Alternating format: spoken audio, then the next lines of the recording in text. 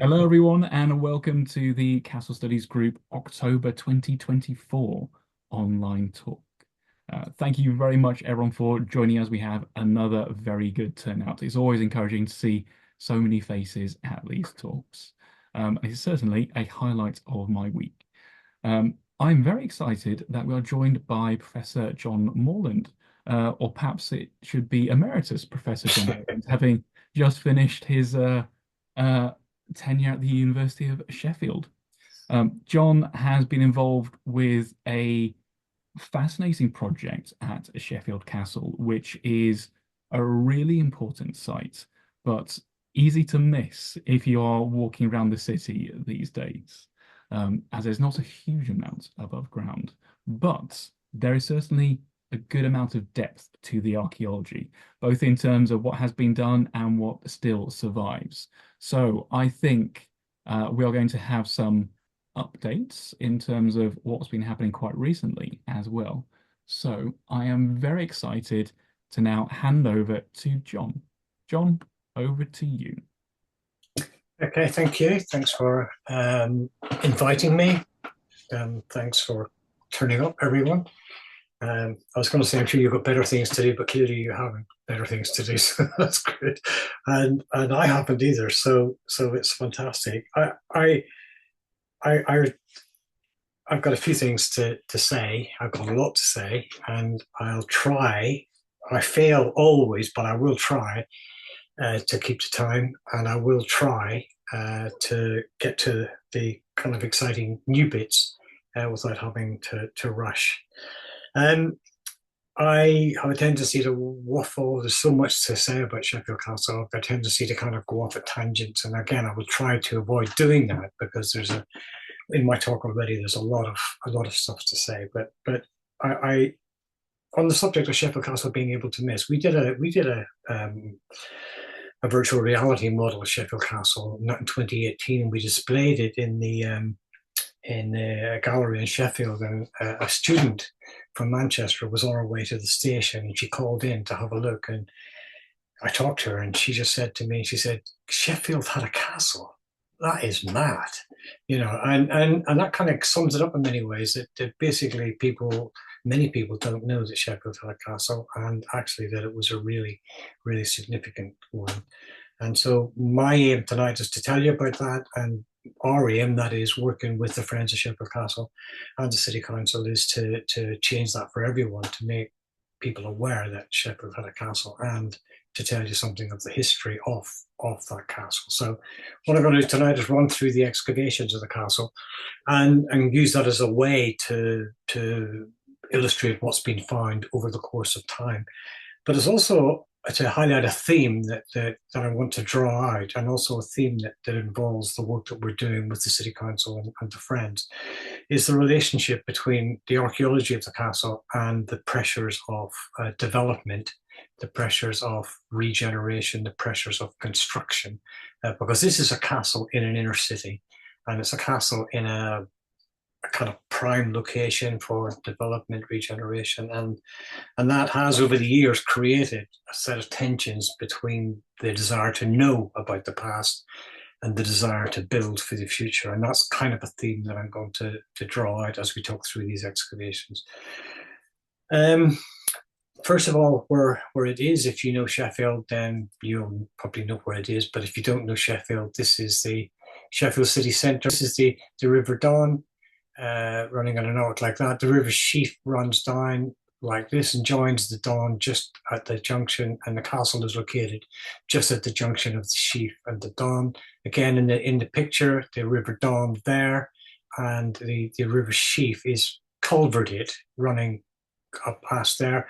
And part of a current project that we're involved in is to deculvert the sheaf and to make it open again to the public, and that will form part of the backdrop to whatever happens on the castle site. And that is happening, has happened as we speak. So it's at the junction of the Don and the Sheaf, and there's an important medieval bridge called Ladies' Bridge here, which is still a major thoroughfare in Sheffield. Ladies' Bridge because there was a chapel to Our Lady there in the Middle Ages. And again, I could talk a lot about that, but I'm going to be what's the word? I'm going to be good. I'm going to keep going. So it's the junction of the Sheaf and the Don, and Ladies Bridge is close by. The In the standard narrative of the origins of Sheffield, the castle was founded in the early 12th century by William de Lovetot, a Norman lord of the manor.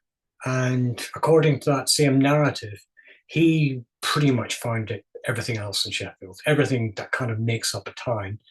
So the castle is within the Red Square here. This is a 1730 map of Sheffield, but it's in the castle itself is in the Red Square. Ladies Bridge is the yellow circle just there. So that was also said to have been established by de Lovetot. The church in the triangle up here is again said to have been founded by William de Lovetot, although I could query that now. And there's also an argument that he established the market, which sits in the middle here. So the castle here, church here, market in between, bridge there. And as well as all that, he's said to have created a hospital at a place which is still called Spittal Hill, a mill. You can go on and on and on. And David Hay, a local historian, has made an argument that in fact Sheffield was a planned Norman town, planned by William de Lovetot. You see a stained glass image of de Lovetot, which is from Sheffield Cathedral. So that's the standard narrative of the origins of Sheffield. And here in this image, you see the history of Sheffield. You don't need to know to read the images, to read the text or whatever. I put it up just to make a point about the excavation archives that we've worked with over the last many years to reconstruct the archaeology of the castle. The text on the written text is from Leslie Armstrong's excavation archive, and we'll talk a bit more about that later on. And then the image is his reconstruction of the history of the castle from the excavations he carried out in the 1920s. Going back to Saxon times in theory, we'll come back to that later on. So Saxon times in theory, and then he moved up through the levels, basically showing that you could find the history of Sheffield on this site. So the kind of basic history is the Loftots had founded the castle towards the end of the 12th century. It passed by marriage to the de Furnivall family, and Armstrong sketches all this out in the text on my left-hand side. I'm not sure which side you're seeing it on, presumably the same on my left-hand side. Passed to the de Furnivall family. After the Second Barons' War, in the Second Barons' War, the de Furnivalls backed Henry, and as a result, in 1266, Saffield, it's referred to as Saffield, was burned. It was burned by Baron John Deville, and presumably that refers to the castle as well, but we'll come back to that a bit later on. This is a potted history. 1270, Thomas de Furnivall received a license that at his manor of Sheffield, County York, he may build a stone castle and fortify and crenellate it. And so that the castle has passed to the de Furnivalls, and they're building a stone castle. In the late 14th century, the castle passed to the Earls of Shrewsbury, and became a centre of regional and national power. I'm not sure. Yeah, so here you have the John Talbot, the first Earl of Shrewsbury, Shakespeare's valiant Lord Talbot, etc., etc. So this is the beginning of the Shrewsbury-Talbot relationship with Sheffield Castle. Jump way forward in time. George Talbot, the sixth Earl of Shrewsbury, was Patrick Collinson said he's the nearest thing, and that in the Elizabethan age, to a tycoon. It's a fabulously wealthy man, and it's argued that it was that wealth, along with the comparative isolation of the castle, that made Sheffield an appropriate place to home as a home for the captive Queen of Scots, Mary Stuart, who lived in Sheffield. Well, lived might not be the right word. She was a prisoner in Sheffield from 1570 to 1584. So she actually lived in Sheffield longer than she lived anywhere else. But in the history of Mary Queen of Scots, that's rarely acknowledged. And in fact, just as one of the asides I said I would avoid at all costs, but I'm going to tell you this one, is one of the really, really exciting things that's happened recently. is that a group of cryptographers, one in Tokyo, one in Bern, one in Los Angeles, I think, working on the internet, have decoded the letters that Mary wrote from Sheffield Castle. And that's been published in the Journal of Cryptography, I think.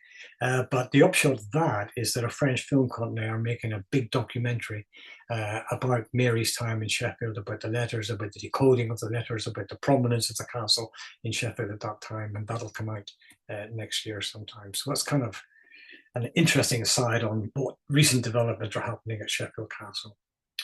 So this is the castle. This takes you up into the 16th century. Mary's there. The Talbots are in charge, and then the castle disappears. And I call this section the Invisible Castle. And it disappears because during the Civil War, the castle was garrisoned. It was held by the king. It was besieged by Parliament and finally surrendered to Parliament on August the 11th, 1644. And then in 1646, an order was issued by Parliament for its demolition. This is from Leslie Armstrong's account of the history of the castle I'm quoting now, but it's a pretty standard understanding of what happened. So 1646 ordered to be demolished. 1649 to 50, the castle was stripped of its furnishings and was ignominiously destroyed. And then again, this is still Armstrong. He basically says the work was really thorough, and then what wasn't destroyed, the townspeople of Sheffield took away and used it to make the buildings of Sheffield, with the result that only the foundations that were deeply buried were saved from this kind of demolition. And what you can see on the right-hand side of your screen is a standard map of Sheffield at the time, showing the Castle Hill and the remains of the castle. So the castle has kind of disappeared. Joseph Hunter, in the early 19th century, he's Sheffield's preeminent antiquarian. And he lamented the fact that the ruins of the castle hadn't been left to time, what he called a slow destroyer. But in fact, he stressed, in fact, that the active and what he calls the industrious manufacturing population makes little sacrifices to taste. So basically what he's saying is that what remains of the castle were still in existence were removed by that active and industrious manufacturing population in pursuit of development, regeneration, building, industry that we'll see later occupied the site throughout the 19th and early part of the 20th century. So this is again a statement about the castle being removed, about the kind of the conflict between the presence of the castle and the needs of this active and industrious manufacturing population.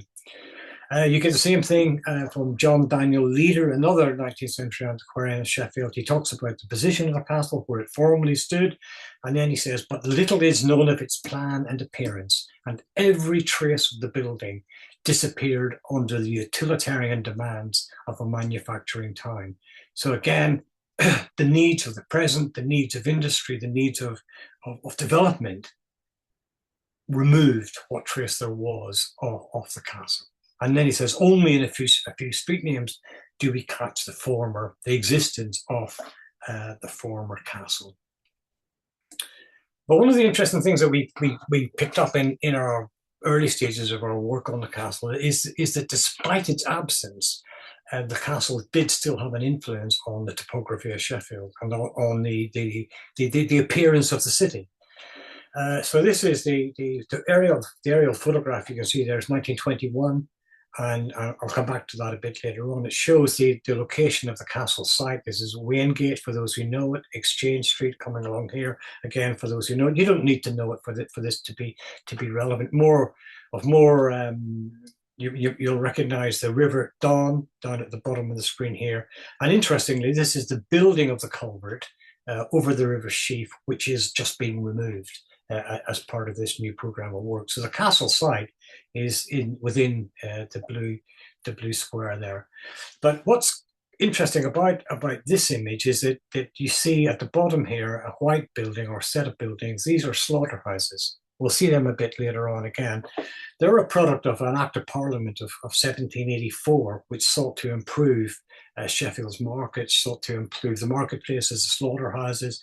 And the slaughterhouses were built as part of that process along the banks of the Don. So they were built in the late 18th century. And they were along there. What you can't really see desperately clearly in this is that they were built to look like a castle. And I'll show you that later on. So despite the fact the castle no longer existed, the slaughterhouses were built to look like a castle. And you see that especially clearly in this painting, which is 1825. The river Sheaf is coming towards you here. These gentlemen are fishing in the river, I presume. The river Don is just in the foreground. And that castle-like building is, in fact, one of the slaughterhouses that was built in the late 18th century. So there's a kind of medievalizing effect on the buildings of Sheffield because of the presence of the castle. You might just want to note that cone in the background there. We'll come back to that a bit later on.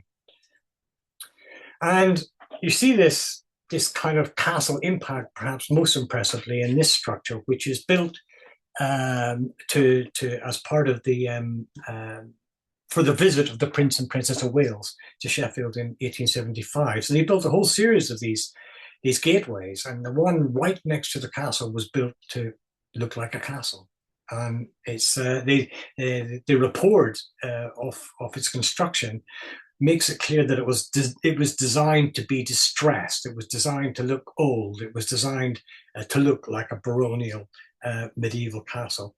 And this is kind of interesting because just to the left is the castle itself. With the slaughterhouse and whatever. So you've got a kind of medievalizing effect in a temporary structure and in a permanent structure with the castle in behind that.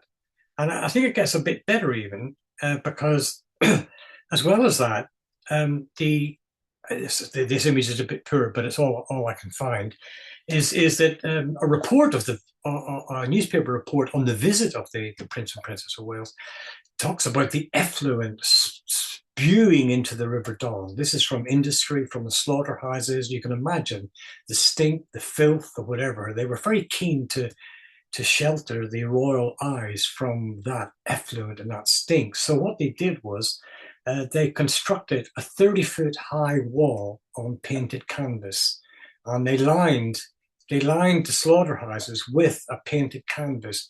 With at the right hand side, this is the gateway you've just seen, and then this canvas stretched all the way along the slaughterhouses to the tower that you saw at the other end. And it was a painted canvas of a castle, behind which was a set of slaughterhouses which looked like a castle, behind which was the actual castle. And so although the castle isn't there anymore, in whatever, it is kind of having a continuous impact on the city and on the presentation of the city. And there's lots more to say about that, but that's kind of enough to give you the effect. The castle begins to emerge from hiding, as it were, in the early part of the 20th century. And here I stress the role of the Hunter Archaeological Society, because they've played a continual role in charting, in finding the remains, in publicizing the remains. And as we'll see a bit later on, not only in that, they were critical and actually preserving the remains of the castle, because at one point it looked like the whole thing would have been obliterated. We'll get to that a bit later on. So this is, you can't read this, I'm sure, but it's a newspaper report from 1919 where James Rod Wigfall was walking along and he happened to notice some people doing work on the castle site. So he wrote to the paper saying, let's hope they recognize that they're actually uncovering the site of Sheffield Castle. He himself had seen some stuff that made him think that they were actually uncovering castle remains. So the castle is beginning to appear, and it's beginning to appear as development takes place. So you get that same kind of tension, that same relationship between archaeology, the castle, and regeneration. This is a letter, 1st of July 1924, where Joseph Himsworth, we'll see him again in a second, where he wrote to the paper. He's talking about the excavations that were taking place at Beechief Abbey at the time, and he says, let's hope Sheffield Castle is next. And he says, what we need the man for the job. And he said, everything's ready, we know where it is, we just need somebody to come along and do it. And that that man came very shortly afterwards, because the first work on the castle began after the site was cleared. Again, you see the site up here in the left-hand side. You see a really quite beautiful building in the bottom right, and the Brightside and Corbett Co-op purchased the castle site. They purchased it at the beginning of the First World War, but nothing really happened because of the war. They cleared the site in 1921, and they began to build that building you see there, the Brightside and Corbett building, in 1927. And in advance of that development, the building of that store, they asked the local antiquaries, the Society of Antiquaries asked two men to observe the excavations. And one of those men was, you can see it there, was Leslie Armstrong. We'll meet him again in a second. And Joseph Himsworth was asked to be the assistant to Leslie Armstrong.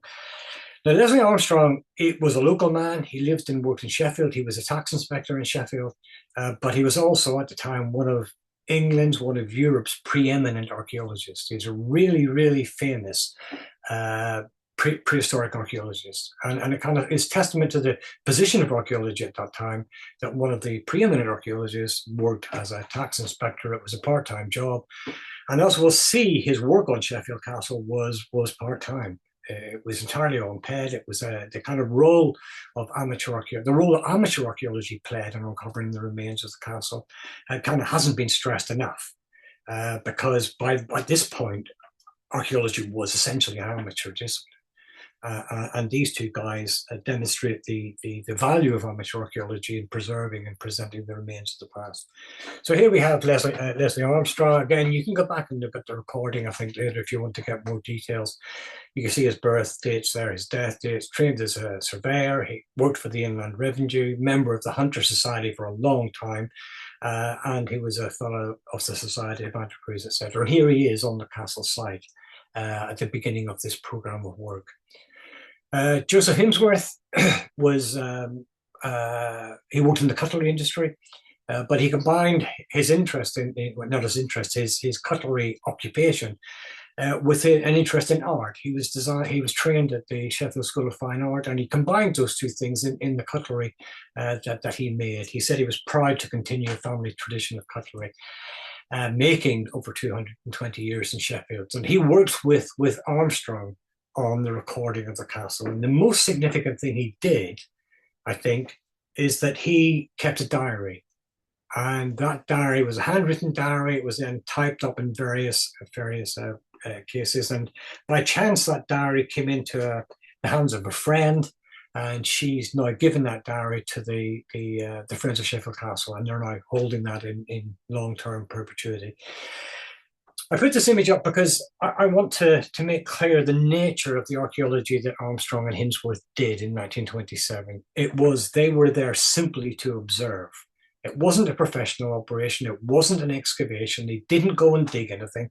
They just looked, as these guys are doing, down into the trenches that were being dug, and they recorded as much archaeology as they could.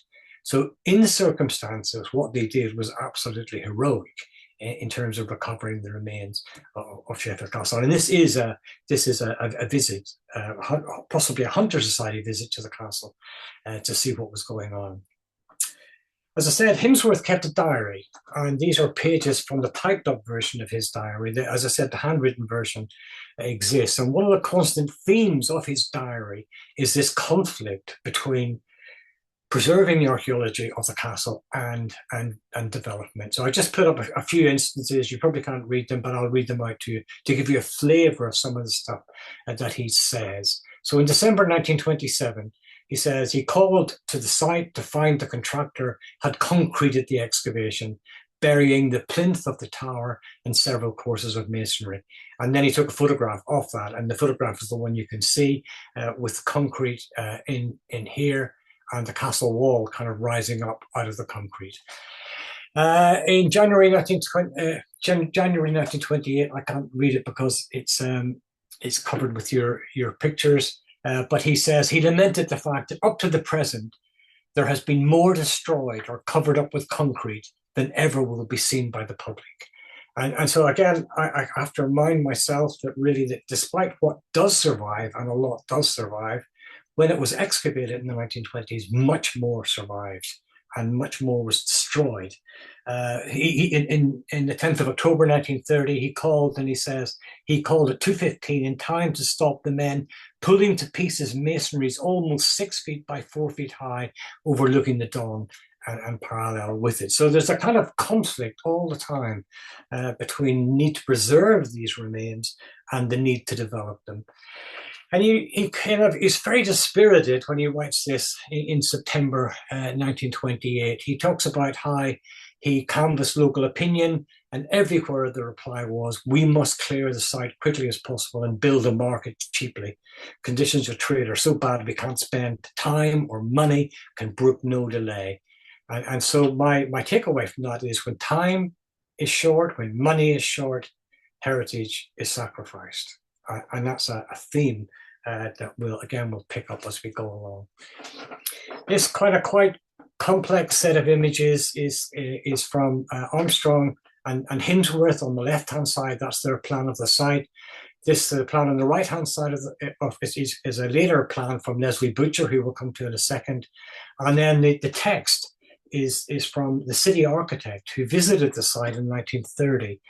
And he said, he talks about point A on this plan. So point A is highlighted just there. So what we'll see is the moat comes around like that. The gatehouse is just here. So point A is there.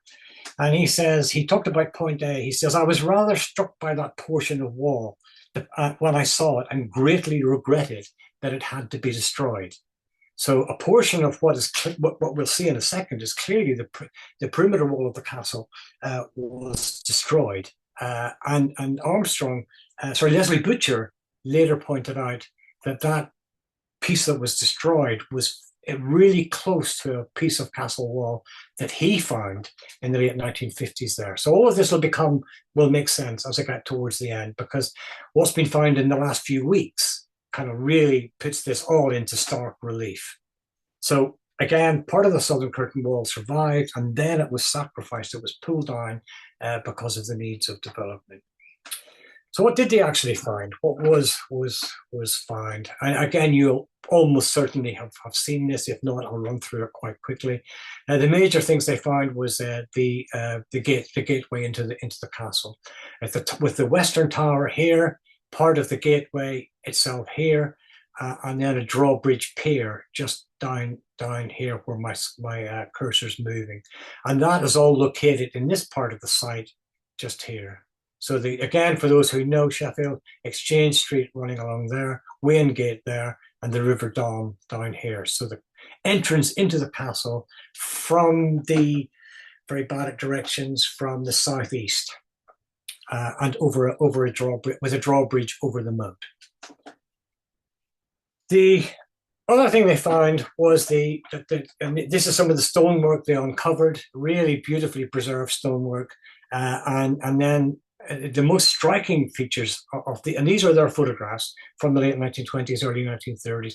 The most striking thing here is these images on the right-hand side, because what they show, this is at the top of the screen is part of the gatehouse going into the castle, and then you're dipping down into the moat.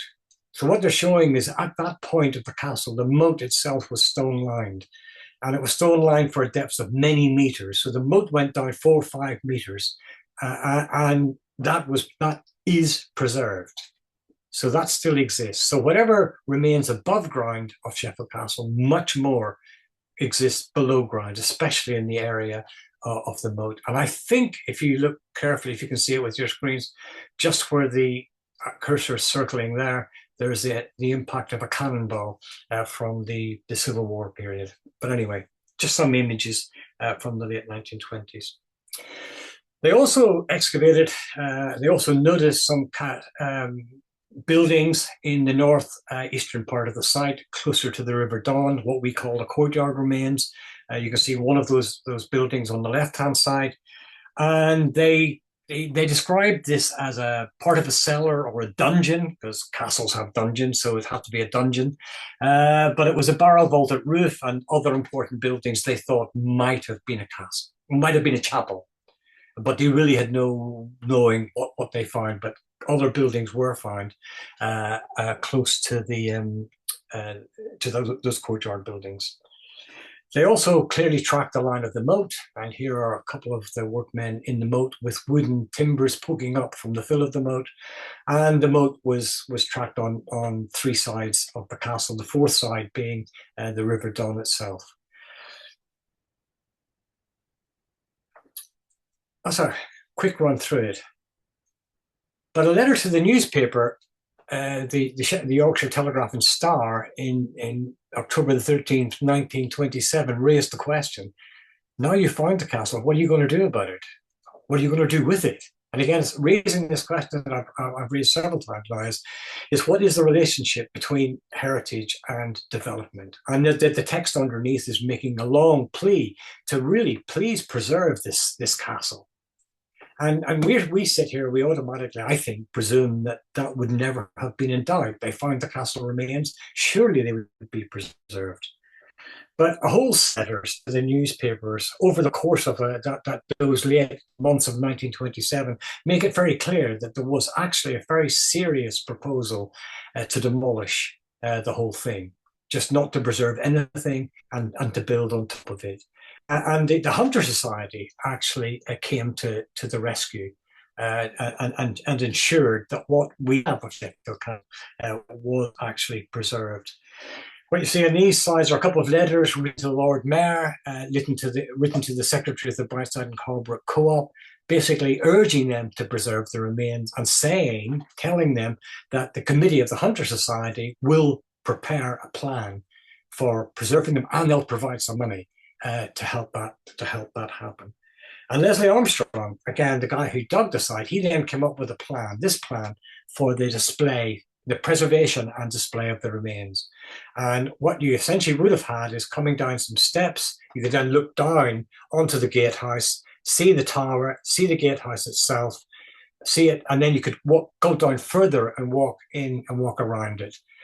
It's near the ladies' lavatory in the Brightside and Corbrook Co-op building. But what I'm going to say is that if this plan had been realised, this would have made the remains much more accessible than they ever were to be in the course of the next 70, 80 years. The plan, unfortunately, wasn't realised because in a letter of the 10th of December 1927, the co-op's architect regretted that, owing to the relative position of the tower and the staircase walls and the passenger and goods lifts, it will not be possible to leave the proportion that the tower open to view. So, because of the design of the building, because of the position of the lifts, they couldn't do it. They couldn't leave it open, and so he rejected Armstrong's position. And he said that the remains will. Sorry, I didn't mean to do that. The remains will be encased in a chamber, and then the chamber would be visible from within the co-op building.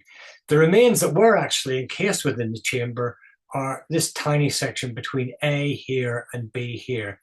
The rest of it was buried or damaged and destroyed in other ways. And this is within the chamber, which still exists. We'll see this chamber again a bit later on. But what you can see in there is the remains of Sheffield Castle that were displayed. Well, they weren't actually displayed. They were put in a chamber, which was really difficult to access. Okay, so let's move on. Mid-20th century. So we have the co-op building again on the left-hand side, and then you can tell what happened to it from the image on the bottom right. It was destroyed during the Sheffield Blitz on the evening of the 12th and 13th of December. A direct hit from a bomb, and the building was destroyed. And the building then lay derelict or undeveloped throughout the late 1940s and early 1950s. And then the council had a plan to regenerate the site. So again, we have regeneration taking place. They produced, the city architects produced plans for that regeneration, for the creation of a market. And they asked people to oversee the archaeology. And the people they asked to oversee the archaeology this time were Leslie Butcher, who you see at the bottom right-hand side, and John Bartlett, who was working he was director of Sheffield City Museums at the time. Leslie Butcher is key to the whole history of the site from now on. And I put this up, and this is his plan. The archaeology was the same. They didn't actually do archaeology as we would see it. They looked down the holes that were being dug into the ground for the creation of the foundations of the market. And you can see the foundation plan. Each of these red squares is a pile to create a plinth to hold the market building up. And Butcher recorded those. We'll see fantastically in a second. But I put this up because this is his understanding of what Sheffield Castle would have looked like from his excavations, with the gatehouse here, gateway in, and then various towers along the perimeter walls. So Butcher recorded the excavations in an absolutely extraordinary way for an amateur archaeologist, and I kind of stress that he's an amateur archaeologist. He was working full time for the city council at the time. We contacted his son. His son was in Kazakhstan as a mining engineer, and his son told us that his dad would go down to the site and observe the excavations in his lunch break. And so what he did again was absolutely extraordinary, heroic, really, in preserving these remains of the castle. So each of these holes into the ground for the piers, he recorded all four sides of those. Then some of them he drew up in color, like you can see here, and then he photographed the remains that came out of them, including these timbers, and you can see the timbers in his sections and the timbers in real life. And then he photographed all four sides of each of these holes into the ground. And you can almost, and in fact you can actually walk through his excavations his recording of the excavations almost day by day and see what was being recovered. You can almost reconstruct the process of the archaeology from the records that he kept. And an absolutely extraordinary piece of work for the late 1950s, early 1960s. He never published them, but his records are still kept in Sheffield museums, and we have access to those. He had a relationship with the city architects. He pressed for changes. Some changes were made. And then in the bit at the bottom of I've highlighted this section, he said, having uncovered the gatehouse building again, he said, I pressed for these discoveries to be left permanently open. And so again, there's this desire to make the Sheffield Castle visible to the public, accessible to the public, as Armstrong had wanted to do in late 1927. And he wrote to argue for that, but it seems that wasn't acceptable because again, the remains were encased in a small chamber.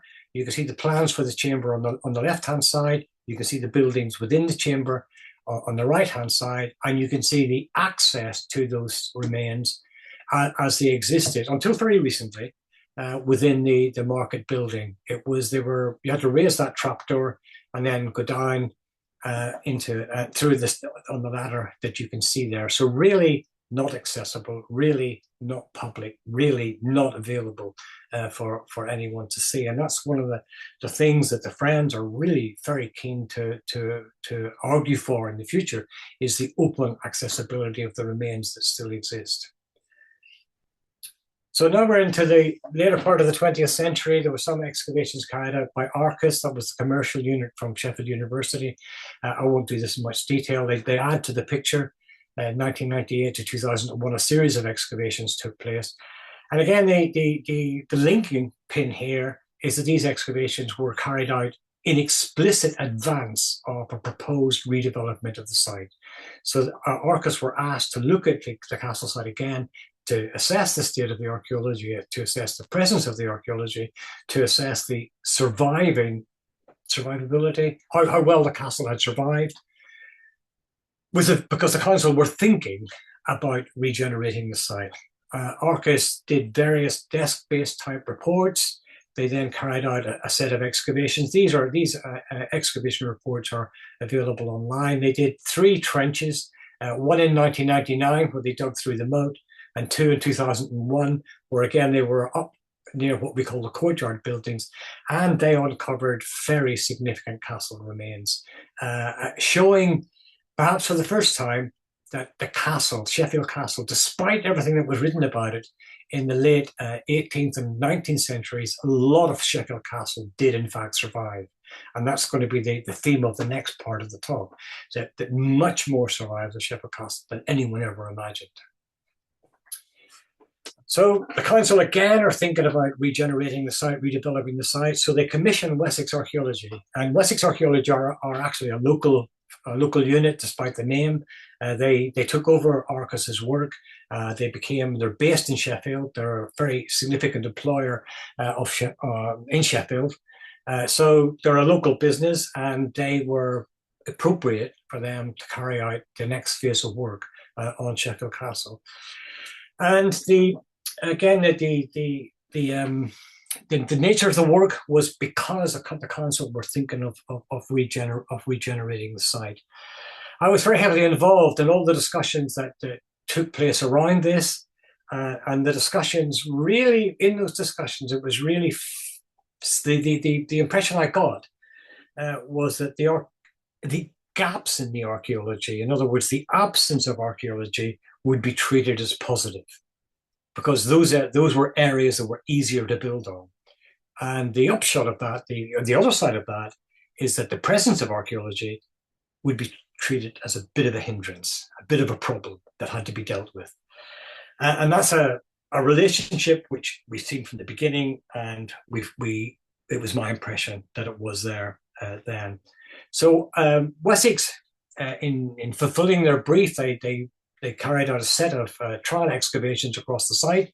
You can see their distribution here. Again, just to put you in the picture, the dawn is at the top of the picture just here. The sheaf is coming down underground here, and Wessex carried out a set of trial excavations all across the site. And they also did, I'm not sure if you can see it here, they did a set of boreholes through the moat to assess the depth and the deposits within the moat. And just to do the boreholes first, because they produced, I think, one of the kind of really interesting results from this piece of work, was that from an analysis of the deposits through these ostracods and diatoms, they demonstrated to Wessex that despite the fact that the moat of the castle was up to 12 meters deep, in the course of the Middle Ages, it had largely silted up. So, in fact, within the castle, in the later Middle Ages, in the later part of the Middle Ages, 15th, 16th centuries, there was only very slow-moving water within the moat. It was largely silted up, and it was very heavily polluted. It was polluted with heavy minerals.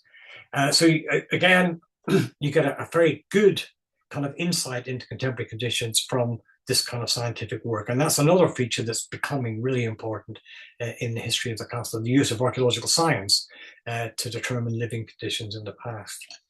So a quick run through what they found in 2018. And the theme here is this is more than a castle. Okay, so you're interested, I presume, in a castle, but actually it's much more than a castle. And what it is a time slice through the history of Sheffield. And it's probably the only part in Sheffield where you get a history of the site from top to bottom. So I'm going to run through that history very briefly and give you some indication of what they find at the same time.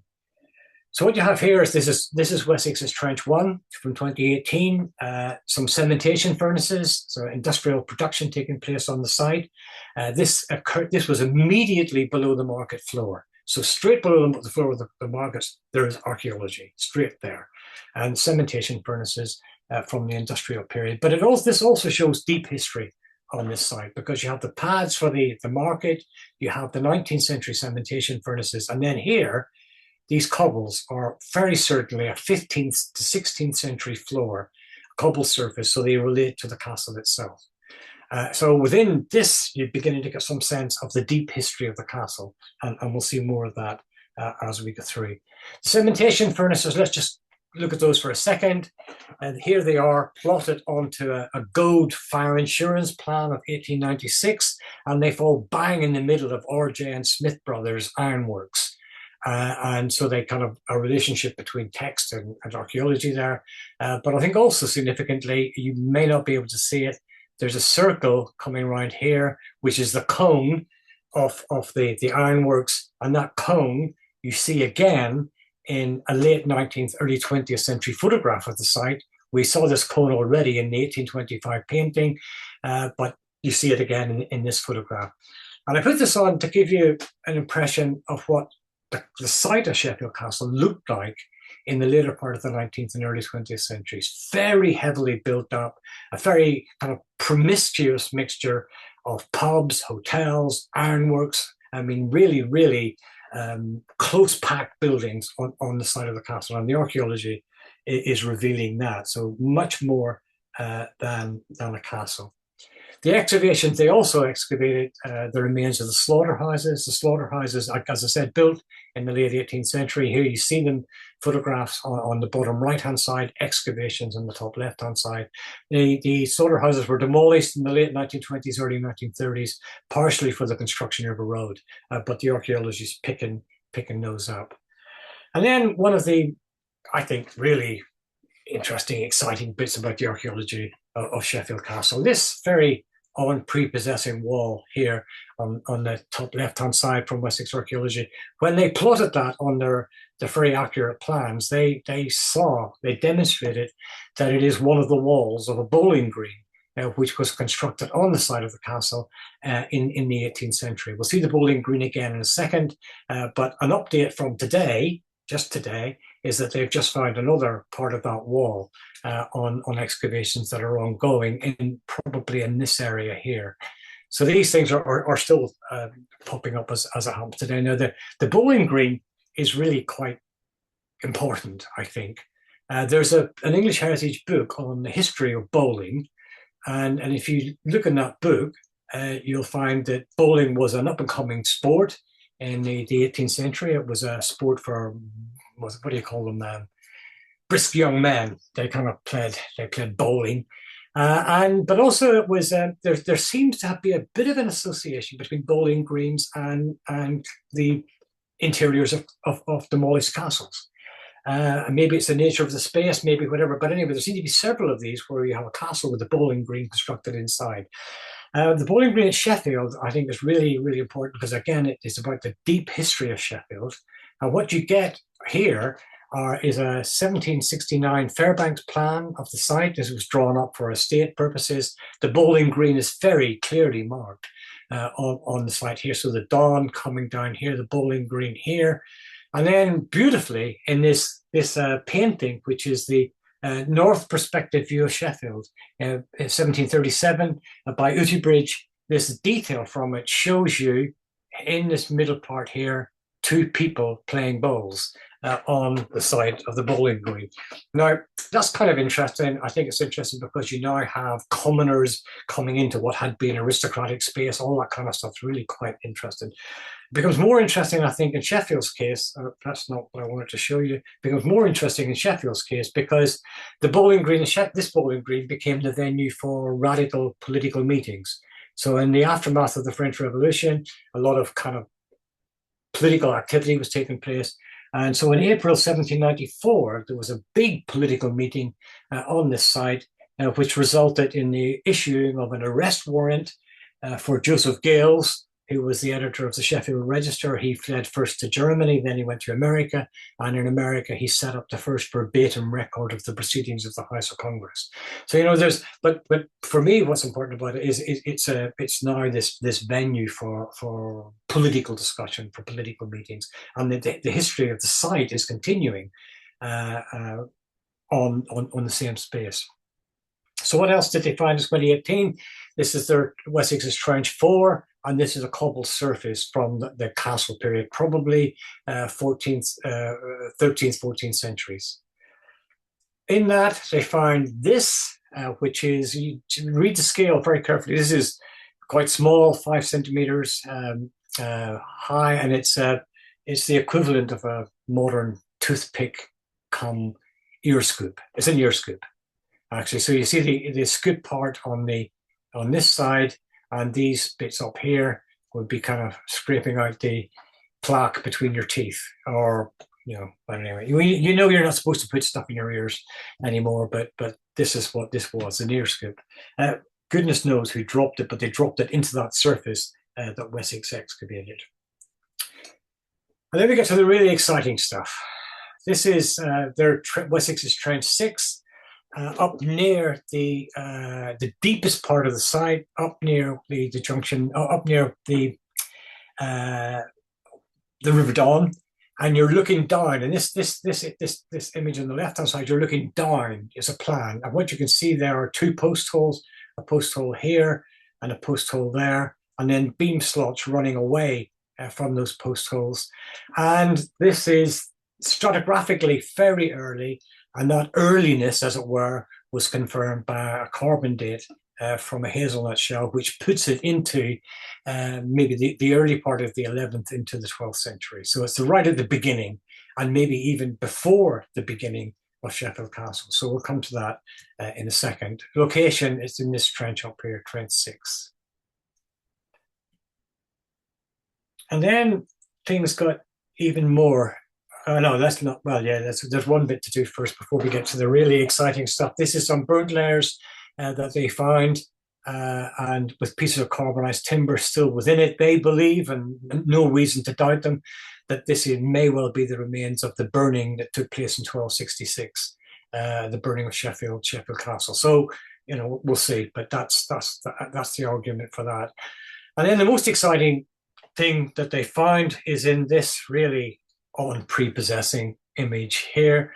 And I remember Ashley, the archaeologist who was digging at the time, he was pretty convinced that this was important, and he argued very early on, I have to say, that this was the first evidence for the motte in Sheffield Castle. And if you see a lot of reconstructions of Sheffield Castle, you'll see it as a motte and bailey castle. There never was any evidence for that before these Wessex excavations. And actually, he pointed out that this kind of yellowish type clay that you have here it looks natural, but it isn't natural. It's moved. It's been built up from somewhere else. And then he spotted the kind of the sloping lines within it, and he began to put a picture together that this was the motte of Sheffield Castle. Now, I kind of 70% believed him, but as we'll see, he was absolutely right. And so the best thing to emerge, well, one of the best things to emerge from this is the first kind of real evidence for a motte and bailey castle in Sheffield. There's a close-up of the excavations from 2018. And you've seen that before, but that's just to kind of show you what it is, what they did. Okay, so summary, but there's no evidence of Anglo-Saxons on the site as far as we knew. There's a motte and bailey castle. Various excavations in the moat demonstrated its form. And then one of the conclusions, which I didn't mention before, is that it's possible that the moat is one of the earlier features on the site, but it may have been seeded in earlier channels, so it may have been cut into an earlier feature, that the castle wasn't demolished, blah, blah, whatever. So you can read all that at your leisure some other time if you want to. But the point here is deep history. It runs from the markets all the way back. So Wessex Archaeology at 2024. Again, a plan to regenerate, this time backed with money. The council applied to the levelling up for money to help regenerate the site.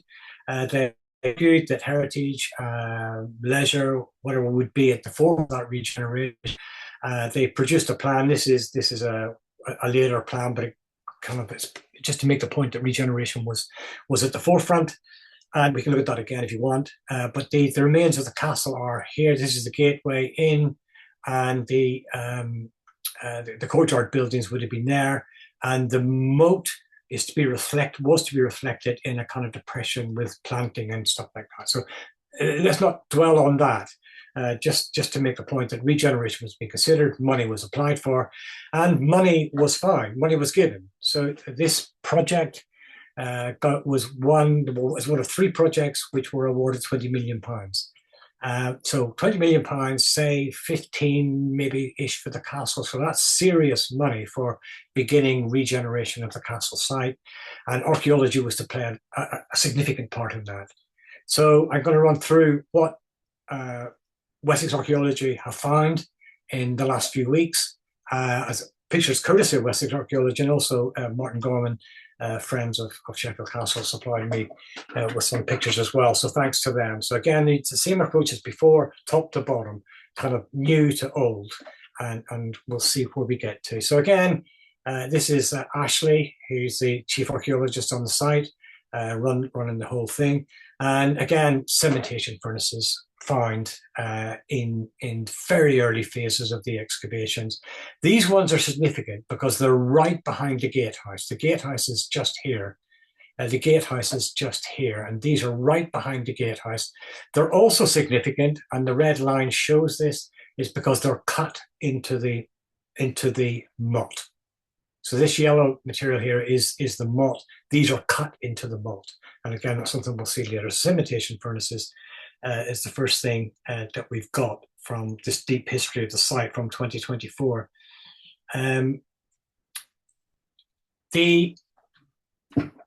This is, I like this a lot. This is a little lane, a kennel that they found as part of those excavations. This is a photograph taken of the same thing in the late 1920s. And this might be the lane marked on an 1853 Ordnance Survey map. And again, in the discussions we have with the council about all this, I say the castle is important, for sure, but that is also part of the history of the site. So you need to kind of bring these kind of things into the presentation of the site as well as the castle. That's logistically very difficult. But again, I'm making the point that it's not just the castle that's important here. And then some of this stuff you've seen before. Some of this has been excavated by Armstrong, some by Butcher. These are the remains of the West Tower that are coming up from the excavations, very heavily damaged in places by later building, concrete foundations put through. Some of these are remains that were not enclosed within the chamber. So this is remains that Armstrong excavated, but they weren't put in the chamber. They lay outside the chamber, and they're coming back to light again through Wessex's excavations. And this is probably the most exciting thing from our perspective. Let's say this is the East Tower. The East Tower has never been seen.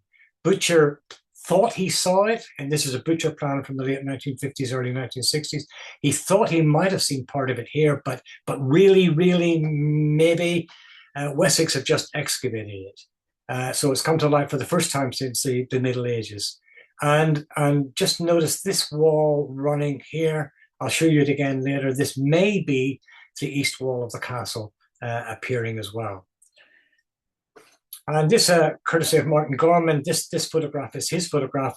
Gets what they're picking up and really captures it all.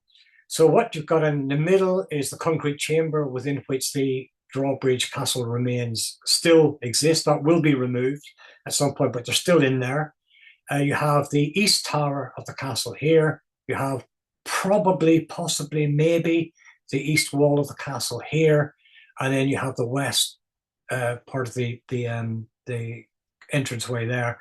And then kind of significantly here, you have the drawbridge pier. So the drawbridge would have come down onto this. This is much wider than anybody ever imagined before, much wider than Armstrong thought, much wider than Butcher thought.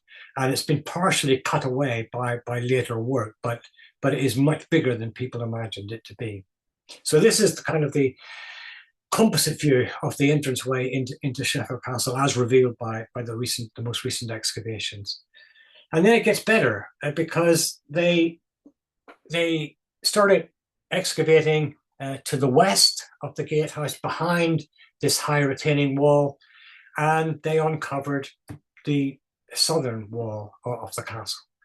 So remember so we're sorry, just to put you in picture where we are, the gatehouse is here, and they are now, they have been excavating along here, and they uncovered more and more of what is pretty certainly the southern wall of Sheffield Castle, and almost certainly, I think, joins up with the bit that a butcher excavated in the late 1950s, and part of it would have been destroyed in the late 1920s, observed by the city architect when he wrote that letter to Armstrong mentioning what he had seen. This has now been excavated by Wessex archaeology. There are later buildings on top of it, reusing it, whatever, so you can see one of them here, but pretty clearly they have the south wall of the castle as well. And you can see another photograph of it coming there. So back, coming back here, and that wall is later joining up almost certainly with that fragment that Butcher excavated in the late 1950s, early 1960s. Wessex have also dug into and defined, confirmed the state of the moat. They've recovered material from the moat. The moat was still very black and sludgy and very preserved timbers very well. So that was partially excavated. And then, as well as that, they found cut into the top of the moat was a post hole. And difficult to say anything on the basis of a single post hole, but there is just the possibility of finding timber structures on top of the moat. And then also cut into the moat was a well. And this well was capped much later in the 18th or 19th centuries, but it cut right through the moat. It's partially stone lined and partially rock cut as it gets through the moat. And Wessex are pretty confident, but not absolutely sure, pretty confident that it's early Norman, let's say. So fantastic find if that can be demonstrated, but they're pretty confident. I trust them. And then, even better than all that, I think they found a linear feature which was cut by the moat. So it predates the Norman moat. And there's no dating evidence from it, and it's going to be difficult to get any dating evidence from it, but it predates the Norman moat. It might be a first phase moat. It might be an early moat. There are other early features on the site. So Butcher excavated a series of early ditches. He also excavated a very early pit, which he took a photograph of here. So there are early-ish things on the site, but really little to no dating evidence for them. But that linear feature is early, and it's earlier than the built phase of the castle. And this then raises the spectre, the possibility, the whatever you want to call it, of Anglo-Saxons, and the possibility that Sheffield had an Anglo-Saxon origin. This was what people in the 19th century really wanted. They wanted Sheffield to have an Anglo-Saxon origin, and they relied on an entry in Domesday Book, which talked about the Aula of Waltheof being in Hallam. And there's been big discussion in Sheffield about where this aula was, and all sorts of locations were proposed, but the predominant antiquarian belief was that it was on the site of Sheffield Castle. Armstrong thought he found it, but what he thought he found was pretty certainly 13th century. There's been very little Anglo-Saxon pottery found on the site, although there has been some. But the early feature itself is possibly Anglo-Saxon. And I put the image on the left-hand side on the screen. It may not appear to have it doesn't have any relevance, but I'm going to make it relevant because that's the Sheffield cross. And the Sheffield cross is a late 8th to 9th century stone cross. It exists as a plaster cast in Sheffield. It exists as the real thing in the British Museum. And it's late 8th to 9th century. It was converted at some point into a trough and was used in a cutler's workshop. It was found there in the early part of the 19th century by a man called William Staniforth. That isn't important, but what is important is that it's a late 18th, a late 8th, 9th century cross. And I think I've just been able to demonstrate that that is a Sheffield cross. In other words, that it was in Sheffield. It didn't come from Derbyshire, as some people have argued in the past, but it was in Sheffield. And if that is a Sheffield cross, and it did stand in Sheffield in the late 8th to 9th centuries, it suggests there was quite a significant ecclesiastical presence in Sheffield in the late 8th to 9th centuries. And if there was a quite significant ecclesiastical presence in Sheffield at that time, why not a significant secular presence as well? So all sorts of ifs, buts, maybe speculations. But when I wrote the book on Sheffield Castle, I dismissed the possibility of Anglo-Saxon origins. I'm now raising the possibility of Anglo-Saxon origins. So very quickly, where are we now? We're trying to make this whole thing public. We're trying to disseminate the information. We did an augmented reality model in 2018. We've now commissioned a physical model, which you can see on the screen now with the digital model behind it. Part of the reason we did that is we realized that augmented reality stuff simply isn't accessible to anybody who's partially sighted or blind. So we did the thing, what you can see on the right-hand side is Braille descriptions of the castle, and then also a tactile model where you can get the plan of the castle as a tactile model so people can see it. So we're trying to make it accessible. We're trying to make it public. We're trying to work hard with the council to make sure that this history, this heritage, the deep history of the castle, but also from your perspective, the Castle Studies Group perspective, the history of the castle itself forms a very prominent part of whatever regeneration takes place. So just to put you in the final picture of where everything is, this is a kind of very idealized plan that we created to make the augmented reality model. But basically, Wessex have now uncovered this wall, the south curtain wall running along here. They've uncovered the eastern tower, which is just down here.